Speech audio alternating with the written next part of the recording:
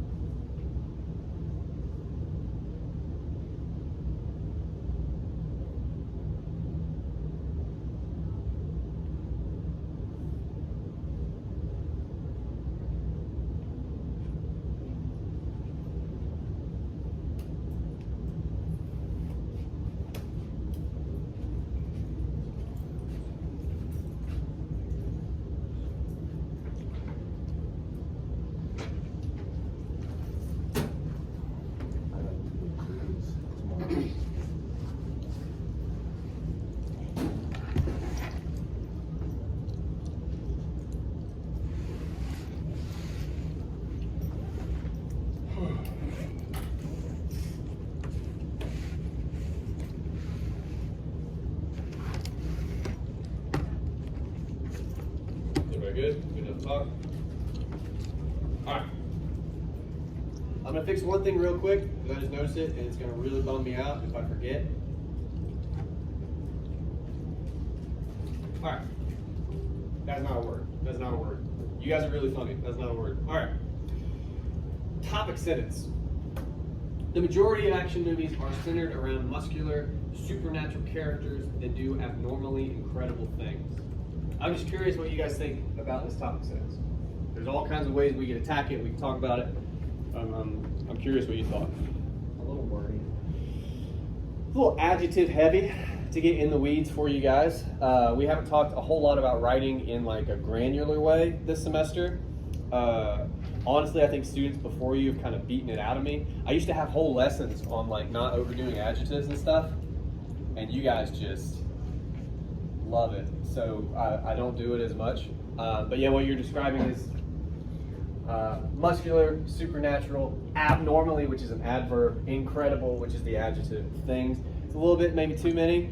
But we probably need some of them, right? Because we are trying to define very specifically whatever our idea is. The thing there would be, you gotta be a little choosier. Which ones are the most important? Honestly, you could flip muscular and supernatural, supernatural and muscular. Another adverb. You gotta be real careful with adverbs as well. Yeah.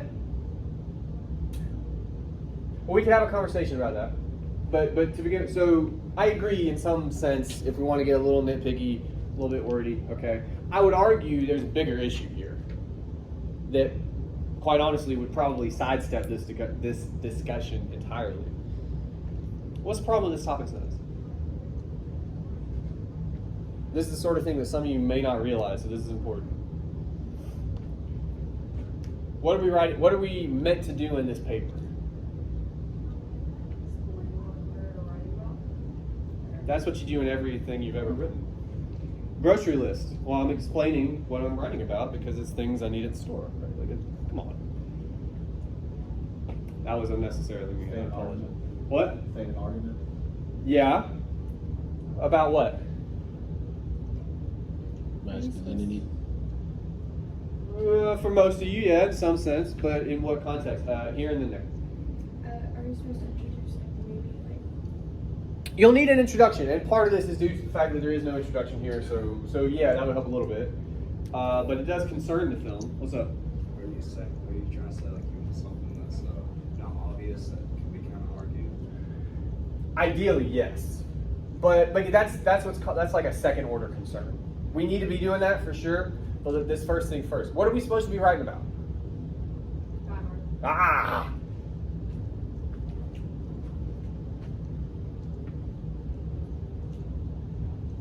There's no Die Hard in this sentence.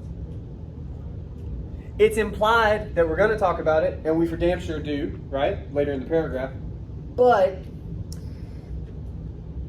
rule of thumb for a paper like this, any paper like this, really think about if you could put it in a sentence, and you can. What am I supposed to do? I'm supposed to be making an argument about Die Hard.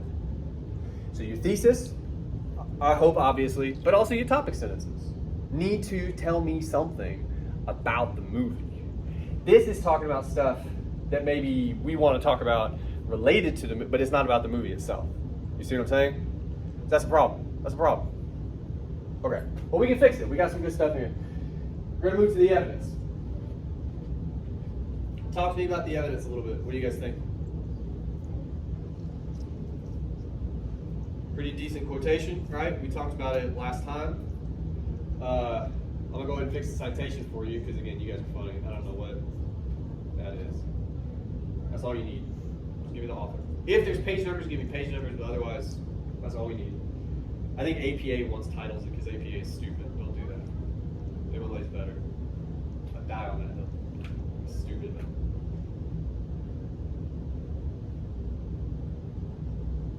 What do you guys think about the quotation? More context. Yes! Thank you. The following quotation states, we know that. Here's what the answer you're always trying to answer. Wait, what? Something's wrong with you. The question you're always trying to answer. How do we arrive at this quotation? What gets us there? It's near the top of the article, and I'm not saying you got to go pull it out. We can use our memories here. How does Brehan arrive at burnished steel, gleaming sweat, bulging muscles that couldn't possibly exist without chemical enhancement? Why does he say that? Well, he was referencing the heroes, the 80s heroes that were the polar opposite of McClane. That like came before, like setting the scene, telling us like the background that sort of Die Hard got dropped into, right? Yeah.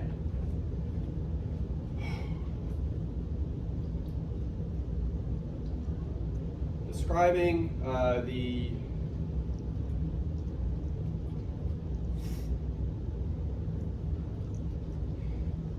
I'm hoping that's how you spell. I always forget. Brehan offers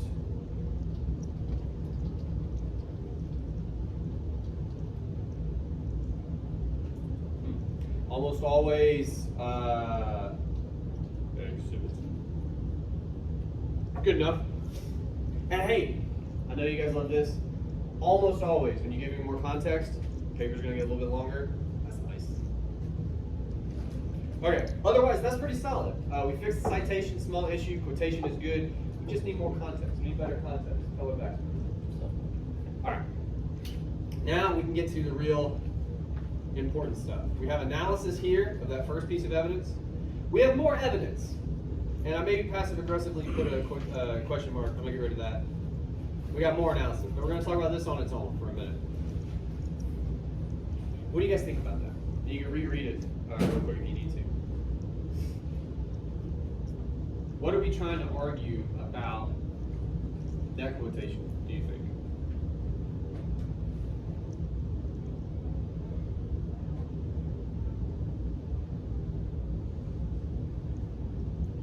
There is an argument in there. The heroes escape from the human-like qualities to unnatural qualities. Is that whole dehumanization angle, right? Yeah, and that's an argument to say that 80s action heroes aren't really human, you know? And I think the quotation could get us there. I'm not quite sure we've linked the two, though. So now without looking, if you can, help me with this quotation. What about burnished steel, gleaming sweat, bulging muscles that couldn't possibly exist without chemical enhancement? How does that maybe get us to this idea of these guys aren't human? Do you think? Because the youth more God.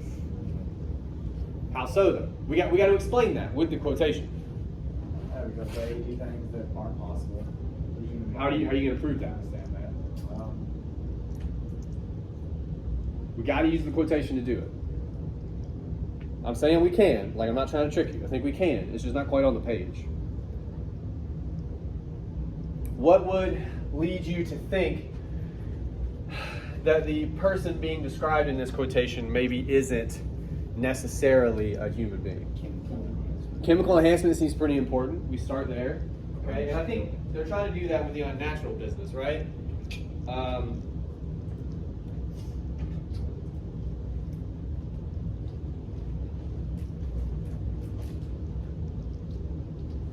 Right, small change there, we got it. I'm tying it specifically for the reader to the quotation. Cool. There's one other thing we could do, and I'm a little worried you guys won't be able to do this on your own, but I'm gonna make you try. What is this list? Burnished steel, gleaming sweat, bulging muscles. Like, if somebody asked you to describe a friend they hadn't met, oh yeah, Steve, I'm looking for him at the airport, right? What's he look like? And you were like, burnished steel, gleaming sweat, bulging muscles. They go, what? Right? What is this list? Up until bulging muscles, I mean, I don't know. I mean, I guess sweat a little bit, but like gleaming is weird, right? Talk to me if you try for me. Talk to me about this list. It's a weird list. Yeah, if you read it backwards, it would kind of evolve. Like, if it's like, okay, he has bulging muscles, you're like, oh, okay, yeah, sure. That's a human thing. Yeah, gleaming sweat, you're like, well, he's sweaty, but why is he gleaming? Gleaming is weird. And burnished steel, you're like, what the fuck? Steel. Yeah. Burnished, by the way, is like shined up. Like, Like, is he a robot? Like, is it sounds like a list of parts, right? So, and maybe it's not a robot. Maybe it's a cyborg because they're half people, you know. But it sounds like a laundry list, a shopping list that you would need to assemble an action hero almost. We don't talk about people like that. At least not usually. You know. I think when we do, we all go, well, that's problematic. So let's say that here. I'm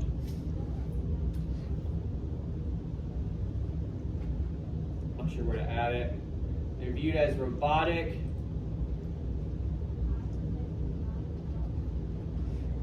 No, we gotta give it its own sentence.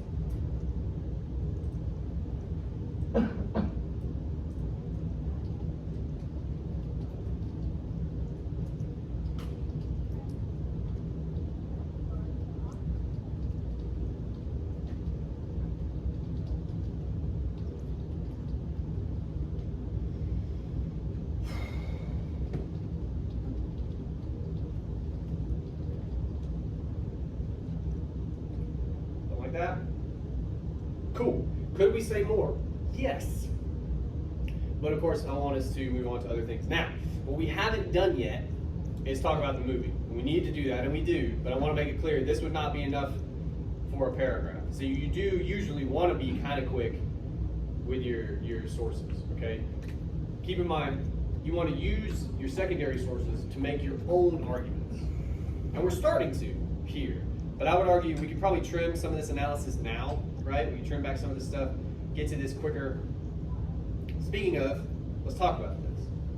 An example of this, meaning an example of the dehumanization stuff we were just talking about, okay, is in reference to.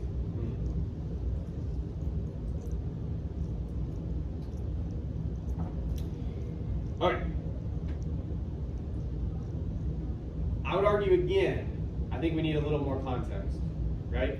Not that I think anyone who's seen the movie remembers that scene. It's pretty hard to forget some dude get, you know, and then, like, yeah. But this is a weird thing to say out loud. I feel like there's more than one way to wrap a chain around a guy's neck. Do you know what I'm saying? And I think it matters. I think the way the scene happens matters. So here's what we're going to do. Read over the analysis real quick, and then we're going to watch the scene, actually. So take a minute, read over that. Oh, no, that ain't it.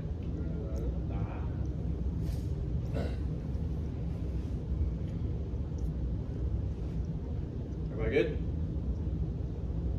Great. All right. So I should have warned you about one. Now look, I'm not saying we got to talk about everything in that scene, right? But there's a lot. There's a lot that I think we should at least consider.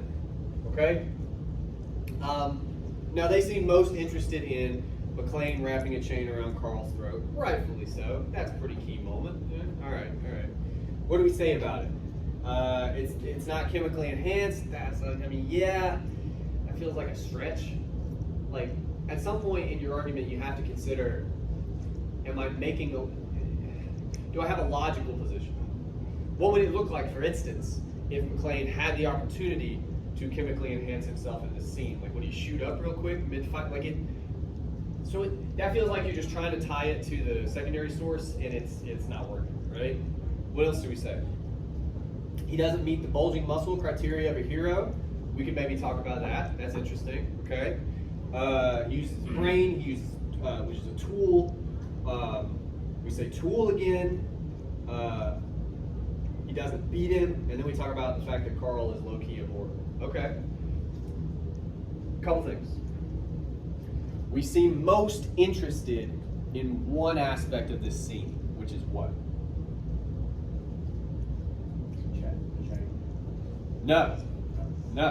I mean, it's part of it. What are we talking? We don't even mention the damn chain. His brain? Nah. I mean, a little bit. That's gonna be important, but it's this other thing before that. We say it several times. Tools. McClane is always using tools, right? And of course, that comes down to using his brain. But my point is, we got to link it to the text. It's hard to go. You can really see McClane thinking here. Like so what do we point to? The chain, obviously. There's other tools in this scene, though. Well, I mean, whenever he like goes wrapped around his neck, like he's laying there or doing thing like that, and then he like you can tell like he looks at it and then thinks, I was like, yeah. No, I know, but go with me for a second. There's one other tool, big tool in this scene. Pretty important in the fight. The gun. When McClane gets knocked down and the focus on the camera shifts, so McClane gets blurry, and then the gun, and that's doing what we talked about I think last time with the camera showing you what he's seeing, right? He does the same thing. We could argue. He goes, oh shit, the gun. It's a tool, and if you're in a fight to the death, pretty good one to have, right? So he goes for it.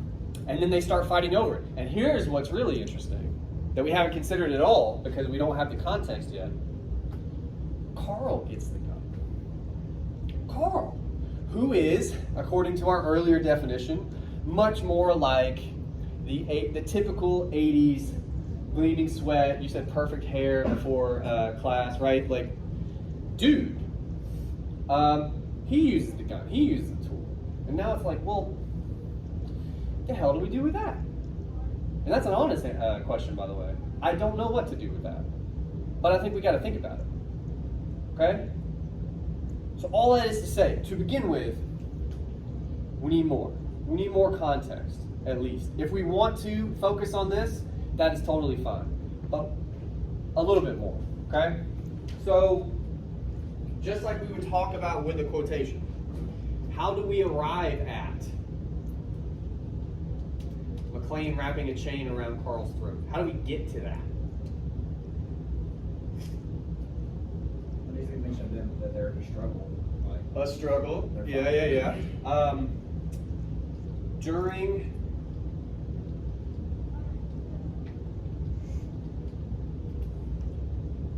because this is not a fight where they like shake hands at the end. This is like one of us is not fucking leaving, you know, type of thing. Okay. What else? They blah and then blah. Like what? How would you get us to the end? Ricky? Like they fought each other for a little bit. Carl has the upper hand for a second, and then John finds a way to wrap the chain around his throat and win. Carl's using his bulging muscles, and John's using the environment as ingenuity. For a good chunk of it, I would say. But okay. Momentum moves between the combatants.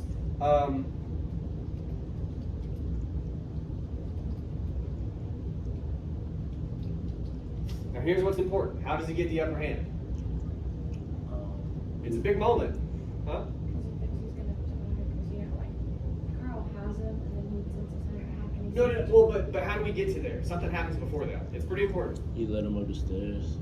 Yeah, but how does it? What happens? Right Oh before yeah, that? John got shot. He fucking shoots him. Yeah. That's important. That matters. If it was a boxing match and one of the guys got shot halfway through, that would go on the scorecard. That would matter. Yeah. So Carl gained the upper hand finally. And I'm just giving us options at this point. We might trim some of this. I'm going to ask you one more question. Where does he shoot McClane? How does he shoot him? In the shoulder. In the shoulder, and Kind of a grace. I mean, yeah. I mean, I guess if you're gonna get shot, that'd be the way to do it.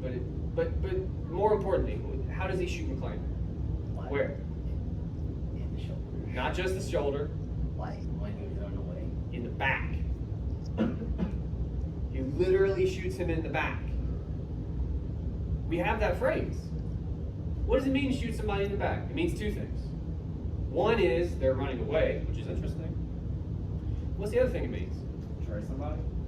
Yeah, and it's just kind of cowardly, right? I think I'm stabbing in the back, I guess. Well, that's where that phrase comes from. But no, but that's the idea is you can't defend yourself as well because your back is turned, right? So it's less cool. Of all the ways to shoot somebody, it's more honorable to do it, you know, face to face type of thing. By shooting McClane in the back. Of course, McClane wins the fight by wrapping a chain around Carl's throat.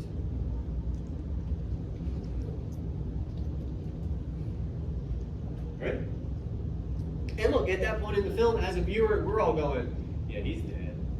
He's pretty dead. What we may or may not talk about, because this is a lot, the last thing it seems like they're interested in is the fact that he comes back, like in a Jason or Freddy Krueger sort of way. We may or may not talk about that, depends. But for right now, there's plenty here. And notice too, given that context, we have a much larger menu to choose from. Okay? All right. I already said, let's cut this. That's us trying to force a connection. Don't worry about that. We said that means McClane. We'll start there. McClane doesn't meet the bulging muscle criteria of a hero. Instead, the ability he uses, he uses his brain.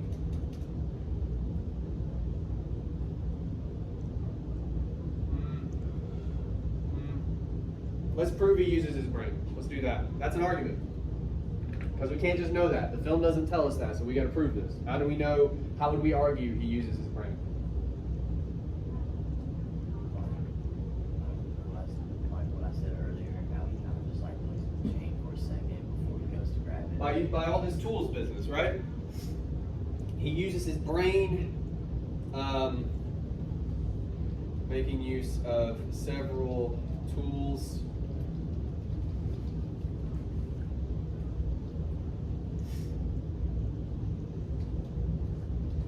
Okay. And he also like played the fight pretty smart because like he was like running from Carl and like Carl's like running through quick trying to find him with the gun and he's just up there hiding. He hides. Like, Yeah. Use the like, elements from. yeah, that's pretty smart. Well, here's what's interesting. It's smart, and it's not.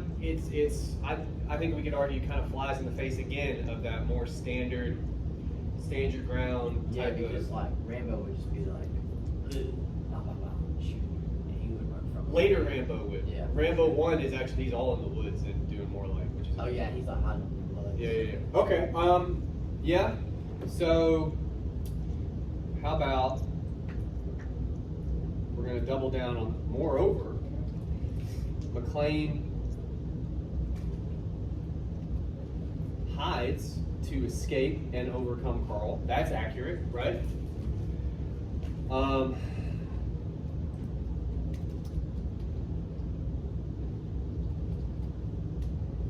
You said using a bunch.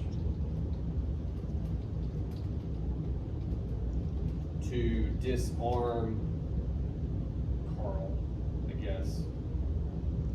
Him. Okay.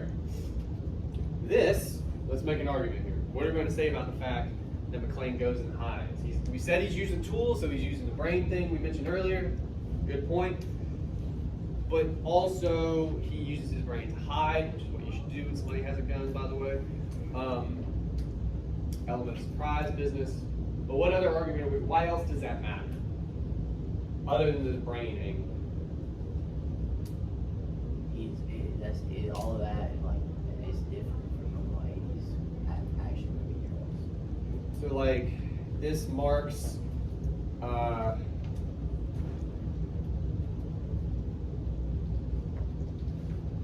this is how we can tie it, and you need to be able to spell definition. But this is how we can tie it to the article, okay?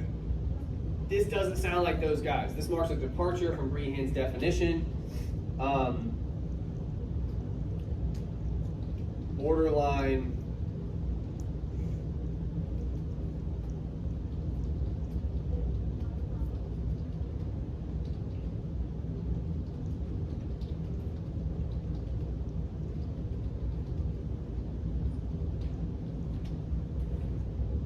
right? Now, what I kind of gave you in that sentence, I want you to follow me. I know I write differently from you, okay? We're saying he doesn't sound like Brehan's definition. And I kind of had fun and I said they sound like borderline murder bots. Okay? Robots, we said earlier. If we're saying that that's basically what Brehan's definition is, and we're saying McClane does not fit that definition, what argument are we implying about McClane here? He doesn't fight like one of those robots, right? He fights like what? Like a normal person. Like a person. Yeah. Or at least more like a person. Yeah. In short, McClane combats Carl like a human man. You know? And we can talk more about that, but for right now, that's a pretty decent argument. There's all kinds of ways, talking about the movie, you can think about how McClane is an everyman, right? Is more like a normal person. All kinds of ways you can do that. An interesting way to do it, essentially what we've argued, like, you know the way McClane wraps Carl's throat in the chain and hangs him to death, that's kind of like just an average dude would hang a guy to death. You know what I mean? Like that. That's a fucking bananas thing to say. It's a cool argument. It makes sense to me, right? So you need much better context. First of all, it's going to give you options, and then just chase this stuff. Again, you guys did this, right? Are there any other? I'm just asking. Are there any other elements of the scene we could consider, or that you guys found interesting? Because I know I got a couple, but like in us talking about, Like, it, I yeah. don't really know if this has anything to do with the argument, but just one thing I thought that was kind of like interest was the way that, like, the two different ways they fought. It's like Carl was like throwing it like crazy, like. There were haymakers. And not really, like Carl was throwing like some ninja kicks. And Well, he's no, like, it's throwing weird. It's one. weird. I feel like I know exactly because again I laughed about it before class. The fucking karate chop. What is Yeah. that? More than anything, you're like, this was in the '80s. This Yeah. movie was in the '80s because everybody in America was like, karate's the best. And he does the jump kick at one point that kind of.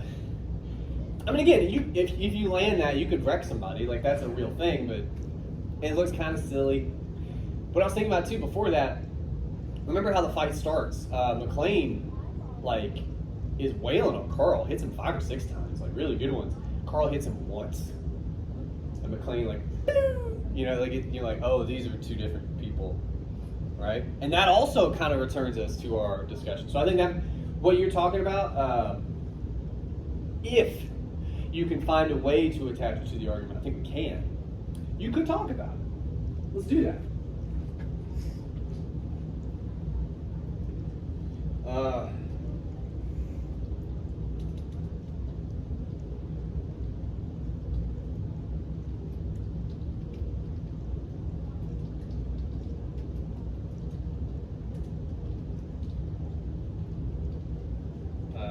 The former requiring subterfuge and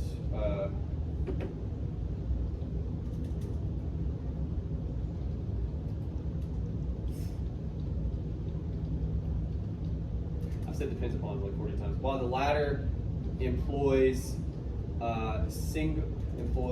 how often do you get to say haymakers? Haymakers and weirdly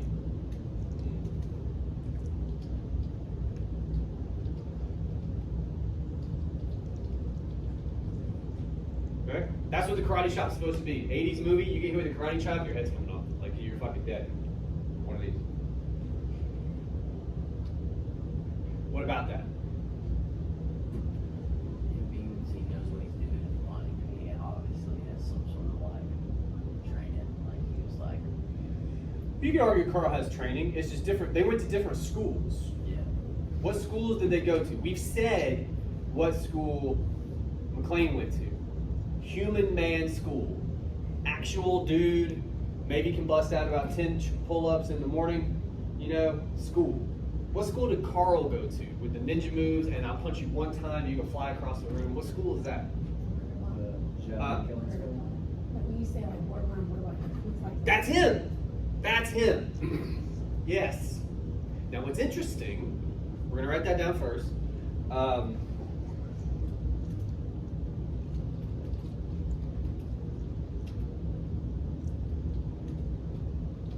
Obviously stands for all the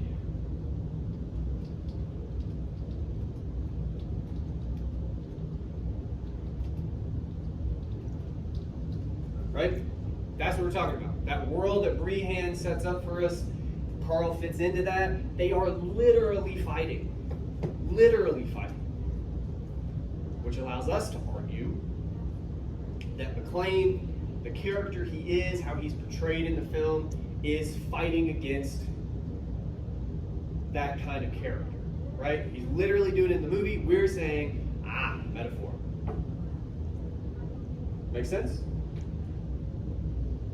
I'm gonna write it down. Maybe it'll make more sense. Like,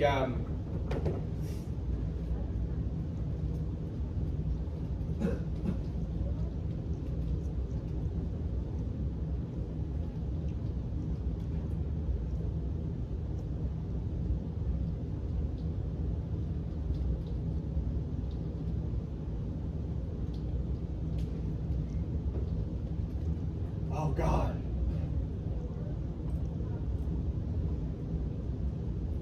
Wants to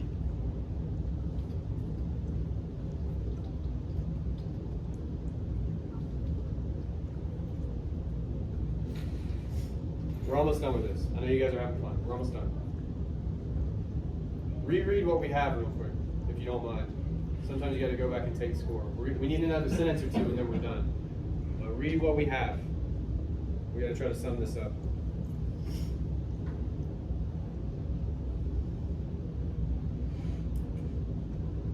We're talking about dehumanization, right? A little earlier. We're talking about how McClane is not that. McClane is more of a dude, basically. We're talking about how Carl really isn't a person. Really isn't.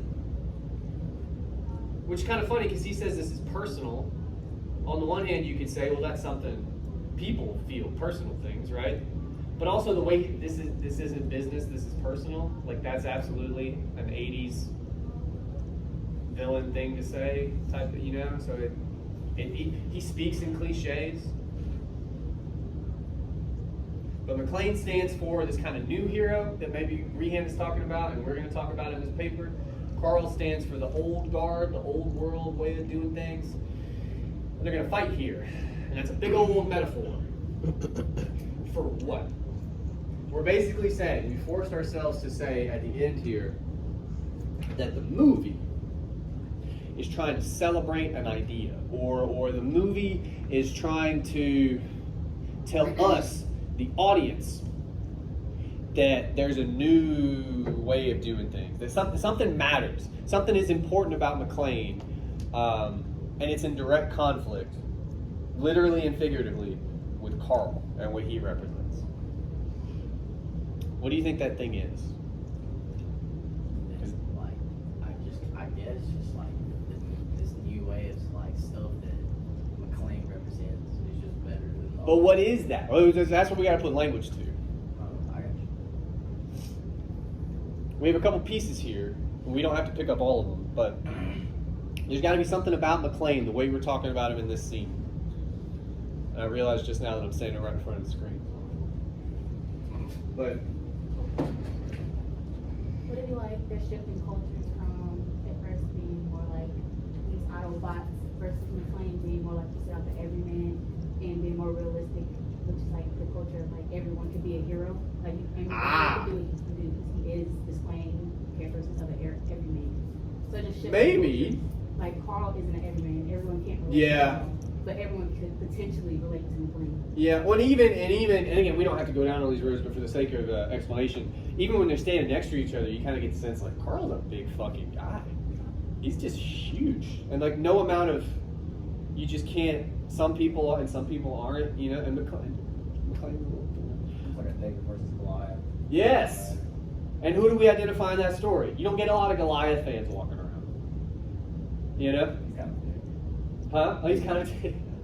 Well, but that's a really great metaphor, actually. I like that. Yeah. And it's like, well, why do we cheer for David? It's like, because David is us. And occasionally you meet Goliaths out in the world in like all kinds of metaphorical ways. Yeah, fuck Goliath type of thing. Good. All right.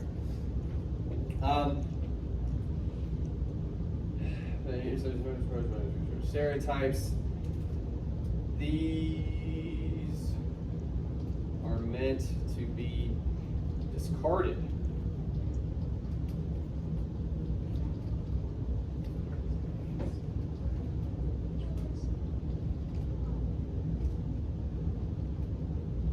I'm trying to evoke some of what you were giving us, like the world is changing type of thing.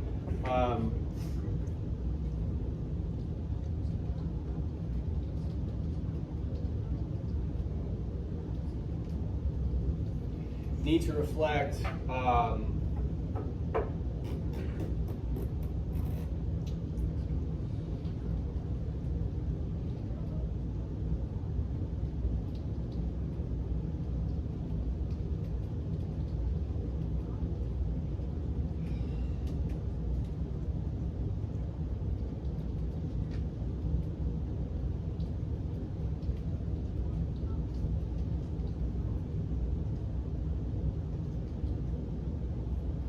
That's good enough.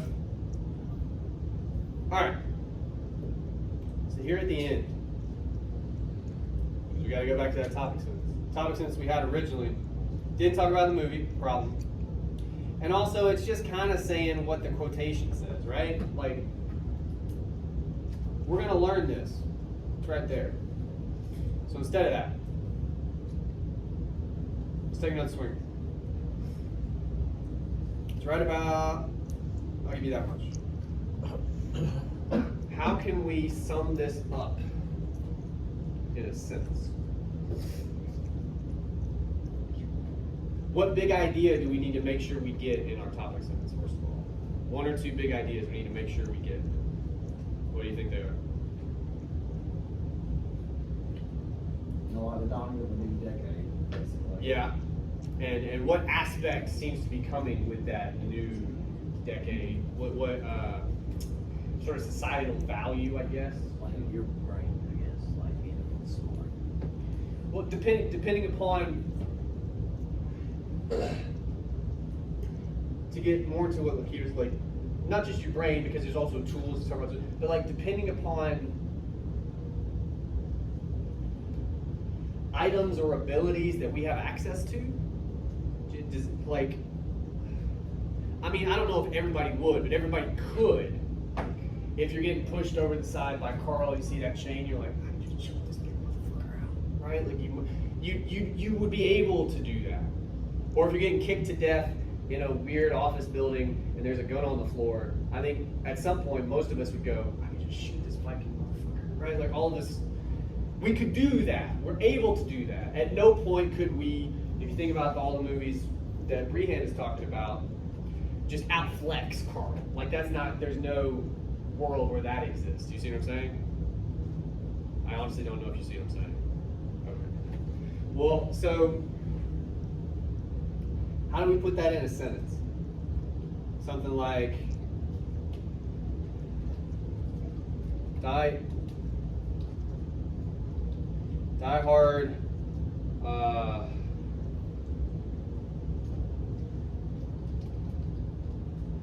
turning point in, I mean, some people really like it. I don't, Cinema, do what? cinema and film history, film culture.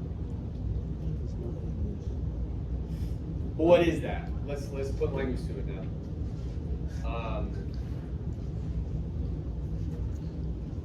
So it's really very unrealistic. Yeah.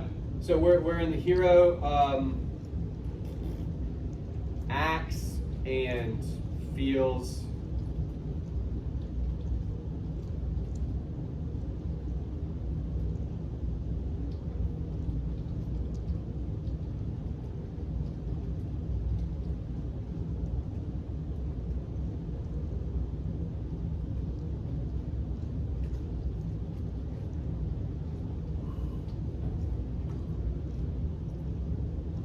we might be able to do better. That's pretty solid.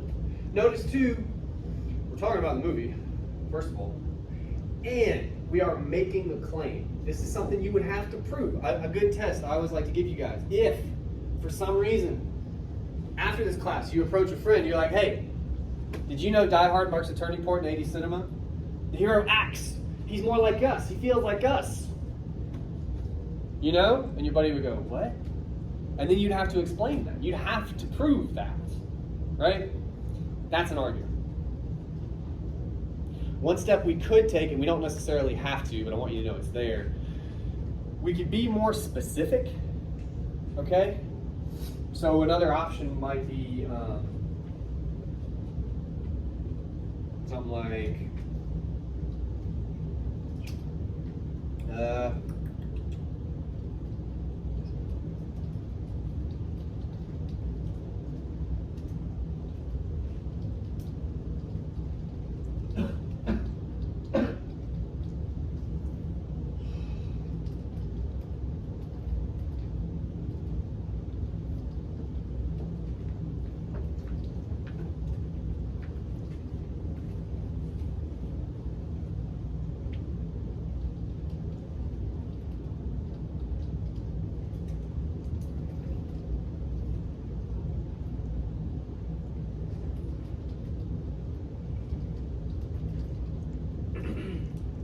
having fun at a certain point. But that's an argument too. And it's much more specific to what we're talking about in the paragraph. You can do either one of these, okay? I know this is boring. We're almost done. Because we don't have enough time to look at the second paragraph really. So just, you're gonna make it. Does anybody have questions about anything we just talked about? I mean this. Go over some of the changes we made. What do you guys think? Any questions at all? Anything you're not sure about? I want you to leave today feeling more sure. You know how during this whole paragraph we used some more sources. You know in Slaughterhouse you have to like at least a whole paragraph if we made 3. Do we have to do that? No. That's a good question. You can use more than 2 sources in a paragraph, but I would almost always discourage it in this paper. The reason you did that in the previous paper, and that more than likely you won't do it in this one, is this. Your whole job in the previous paper was to get the conversation going, get the text talking. To do that, you need more usually than 2, right?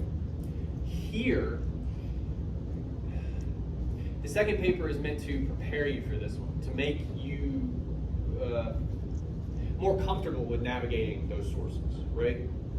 So the skill of finding quotations, pulling them, talking about them, that's why I have you do the second paper before this one. This paper though is much more similar to paper 1. Make an argument about Die Hard. So the way I would explain it is this. In taking out the extra sources from each paragraph, what you are doing is giving yourself space for your argument, which isn't something we really had in the second paper. Does that make sense? And again, that's what we've done here. Like most of what we did, we said some good stuff about Brehan. We had way more to say about McClane, Choke, and Carl. I mean, we had way more than ended up on our page. But I say it all the time. Once you get going, once you dig into details, this is the good work. If you do anything like this in your paper, even if your topic sentence isn't the best, you're probably going to do pretty okay. So this is what we're trying to do. Yes, ma'am. For the evidence for the second one, where we like talk about the actual movie. So I know for my body paragraph, Yeah. I kind of went back into like YouTube or like watch clips and like took a quote from them. Do you prefer us to paraphrase the scene or like actually quote? Because I actually like quoted something like RDO said, but I actually quoted the words and then I spoke about like what he said. If you're going to talk about something somebody says, you need to quote them. Okay. I mean, here, because there's no quotation because it's an action. So yeah, it depends. The cool thing about movies, you can describe a scene if you're interested in like visual stuff, or I've had students write about the music before, which is pretty crazy. But Argyle says some interesting stuff. McClane is like, yeah, quote those people for sure. So did we put the director's name or Yes. the actual? Yes. And I actually gave it to you somewhere in here. I know I said it. Oh, God. There it is. So you would just put parentheses around that. Other questions? These are good questions. Yes, ma'am. So, I know like in the introduction, you're supposed to pretty much inform somebody of what they're about to read about. Yes. But in regards to this, Huh? how it's like the topic sentence of one of the body paragraphs. Yes. Is that appropriate because it's like entering kind of more on the film being an 80s thing? I think it's well, yeah. So this is going to be a bit of a long walk, but I think I'm going to answer your question. So we were talking about this topic sentence is kind of broad, right? And that's part of why I gave you guys the option. Like most of your topic sentences will be more like this, much more specific to what we actually cover in the body paragraph. Either one of these are fine for 2 reasons. One, we don't have an introduction here, so the first one kind of makes us feel better. But 2, this is, at least right now, the first body paragraph in the paper. And those, because it's coming off the introduction, because you're really starting your paper there, you can kind of get away with that. So this is when it would be more appropriate. where Yeah, it wouldn't do- but look, I'll tell you this. I mean, because I try to be honest with you guys. If they're all like that, if that just works for you, but they're all making an argument that you need to prove, I'm not going to give a damn.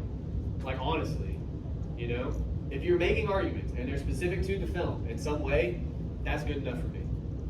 right? At the stage you guys are at. But the other thing I would say to kind of look ahead, this will be fun. You guys will enjoy this. If you want to talk about an introduction, and I know you guys do, you would have be a nice little review for next. Oh, I'm not gonna be able to stand that. Hang on. All right. You have your hook. God knows what you would do for this movie. Then you would intro the text. Then you have your roadmap. Then you'd have your thesis. Your roadmap, the thing you guys hate the most, the thing that if I have negative feedback on your introduction is usually some aspect of, please give me a roadmap. Why haven't you given me a roadmap? Please attempt a roadmap. I say that a lot. It's this stuff right here. Basically. Can you go back? Yeah. To the thing I've said all semester? Yes. Yeah. Yeah. All right, you get it. Okay. But look, ideally, you'd have 2 or 3 paragraphs before you really can sit down and try to write an introduction, right? And if you keep up with the homework, and I know some of you don't, you have 2 body paragraphs for today. You'd have an intro, and I think another body paragraph for next time. That's 2 to 3 body paragraphs, isn't it? In doing that, if you do your job, and I know you guys can, roadmap's not going to be that difficult. You're summing up for me what I'm going to see in the paper in each of these big body paragraphs. If you write a roadmap, intro the text is not hard, hook is a joke. If you write an actual roadmap using this stuff, a thesis is way easier because it's all right there. It's all in front of you in 4 to 5 sentences, something like that, right? That is how I would approach the paper, personally. Any other questions? Oh, did I answer yours? It was such a long walk, I forgot you asked a question. Yeah. Good. So I was wondering that beforehand Okay. too. So Yeah. It's like when you have 2 body paragraphs, you have to turn it in. It's like It is, write and it that way, or- unfortunately, it's a weird aspect of it because all of us, writers and readers, like you said at the start, like or somebody did, we don't have the introduction, and it is weird because we want a place to start. Yeah, that's totally natural. Other questions, or thoughts, or concerns, or I know we thought about this extensively in one class, but the whole debate on whether or not it's a Christmas movie or not, did you say specifically you didn't want us writing about that? I don't want it to be your focus. So, like in the sample proposal I give you guys, right? I start from there because it's kind of fun. It's kind of a hook in my proposal, right? But that's not where I end up. I basically say it is a Christmas movie because Die Hard is all about a marriage plot, all about bringing the family back together, and that helps us talk about what it even means to be a family, what the dynamic is supposed to be in the late 80s between a man and a woman who are trying to share power. That's so far beyond. I mean, does it snow? Right? Like that's what I would worry. If you were just, is it a Christmas movie? If you use it as a huge springboard, that's totally fine. Does that make sense? Yeah. But it's really not a Christmas movie. Yeah, I'm not changing. Careful, that hurt. Yeah, I agree with her. Because any movie has that crap in it. That's not true. That's not true. And it is true. It's not true. Literally every other movie has that. It doesn't have to be a Christmas movie. If it's about the hero's journey to put the family back together, specifically because it's Christmas time, which is what happens in Die Hard, he is there for Christmas. He's going to the family home to be with the family for Christmas.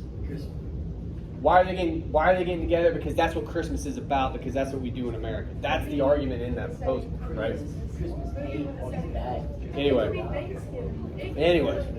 All right. But like, we're not. My argument would be that I don't know if that's what Thanksgiving is. All right. Final thoughts on this, I guess. The reason Die Hard is a Christmas movie is not just family. It's because the movie tells us again and again that family is what's important. But what is it in the face of? It's in the face of Hans Gruber. What is he all about? Money. The accrual of wealth and things. Might that be something we would have to tell ourselves as a culture that that's not really what Christmas is about? we don't really care about stuff at Christmas. That's not what matters. Meanwhile, it might be what matters. No, but the stories we tell ourselves, it's about family. It's about getting together. That's why it's a Christmas movie. It'd be a Thanksgiving movie if, instead of stuff, Hans Gruber was obsessed with food. And that movie might exist. I mean, your It point probably makes does. sense, like, for sure. I fully agree with your point. I just don't agree that it's a Christmas movie. It's all right. It's all right. All right. A couple more things I want to tell you, and then I'll let you guys go. Well, sorry. That was ill-timed. I didn't do that intentionally. I want to remind you, and I feel like there's going to be some groans at this, so this is not the only thing I'm going to say about it. I want to remind you that your revisions for paper 2 are due Wednesday night by midnight, right? Yes.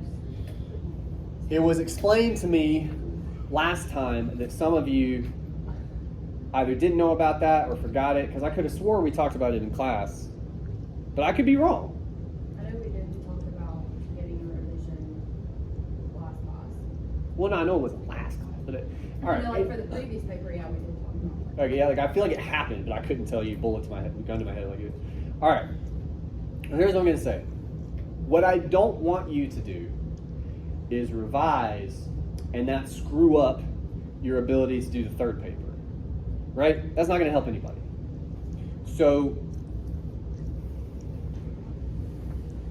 here's what we're going to do. If you want to revise, what I would suggest, I do think this will help you, have it in by Wednesday night, midnight, before we meet next time, right? If that can't quite happen for some reason, we can talk about it on an individual basis, okay? That means you would approach me after class on Thursday and be like, hey, I took a swing, or what, I couldn't make it happen for some reason or another. And we could figure out, and I honestly mean this, we can figure out a way to have you get the revision in and not totally screw yourself. Okay? So that's my idea there. The other thing I want to tell you about, I always feel weird saying this, and I'm feeling weird now. What I do for the last class, we're not there yet, but we're getting there. We're going to come in and do evals, and I'll remind you about this, by the way. We'll come in and do evals. You guys will judge me. That'll be fun. And we'll talk a little bit. And then I do an AMA with you guys. It actually usually goes pretty well. You guys have interesting questions. And I mean this. I'm pretty honest. Some would say maybe to a fault with students. I might be too honest with you guys sometimes. But I usually get pretty interesting questions, sometimes pretty off the wall. I've yet to get anything that I could not answer. And that's not a challenge, by the way. But I say that to say, if between now and our very last class, which is on the syllabus, I don't remember when it is, if you think about something that you would just like to ask me for any reason you got, it's up to you, that's fine. I will, on the last day of class, answer it as truthfully as I can. So, putting that out there. All right. I'll see you guys Thursday. Thank you.